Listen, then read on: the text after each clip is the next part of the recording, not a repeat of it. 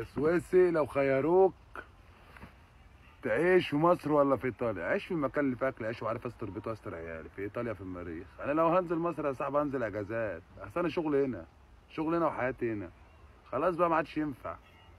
انا ولا راجل معايا سنه ولا راجل متعلم، باجي اشتغل باخد يوميتي هنا، بعرف اكفي بيتي واكفي نفسي واكفي اهلي. هطلع اجيلكوا انزل اقول لك انزل اشتغل في مصر؟ مش هكفي نفسي حتى. فانا لو نزلت انزل اشوف ابويا وامي وارجع. ادام معايا ورق واقامتي في قلب البلد دي وماشي قانوني، مستقبلي حلو، في مستقبل. ما عادش ينفع يا صاحبي، انا بقالي 14 سنه متغرب. يعني خلاص بقيت يعتبر نص عمري عشت هنا ونص عمري عشت هناك. يعني اللي رابطني بس ابويا وامي مش اكتر. تعالوا اوريكم شغال في استاد النهارده. استاد بتاع ايه؟ استنوا. استاد اهو، هركب الخزان ده.